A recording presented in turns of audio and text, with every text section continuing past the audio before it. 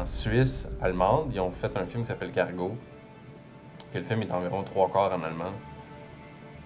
Quand je l'ai vu, j'ai fait comme, pourquoi les autres sont capables de faire ça? Pourquoi de la science-fiction au Québec? C'est sûr que, on se cachera pas, ça reste un risque.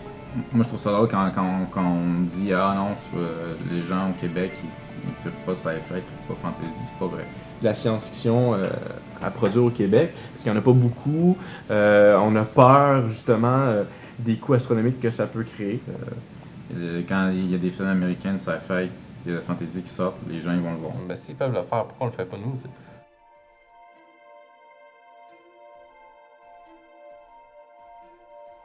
Projet M, nous vous le rappelons, est une expérience scientifique et psychologique.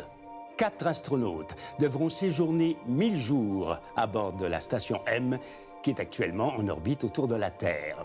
J'en ai vu, je pense, comme 40 en moins de 30 jours. Parce que je voulais voir où est-ce que les gens s'étaient plantés. C'est dangereux, tu sais. La science-fiction, je sais qu'au Québec, tout le monde allait l'attendre avec un bat de baseball. Là. Mon projet, j'ai encore peur que les gens le trouvent pas bon, puis qu'ils me reprochent d'en voir encore scraper une belle occasion de faire de la science-fiction, tu sais. De montrer qu'on est capable d'en faire, de la science-fiction au Québec. Oui, c'est un risque, oui, c'est pas facile, mais si ça peut réveiller du monde pour qu'on puisse en faire plus au Québec, ben, allons-y, faisons-le.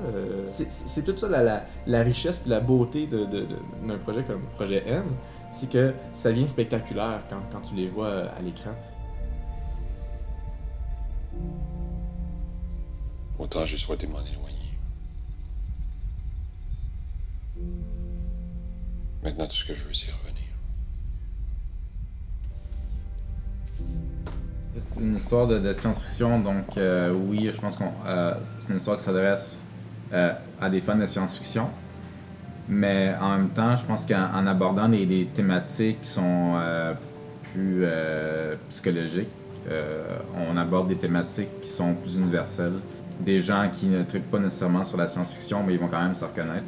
C'est ça aussi qui nous intéresse à faire, c'est faire quelque chose qui à la fois peut plaire à des gens qui trippent juste science-fiction, mais que des gens qui n'aiment pas la science-fiction vont arriver et faire comme « Ok, je me reconnais quand même dans ces personnages-là, dans ce qu'ils vivent, dans les relations qu'ils vivent, etc. » Que le spectateur s'identifie au personnage, ça reste fondamental.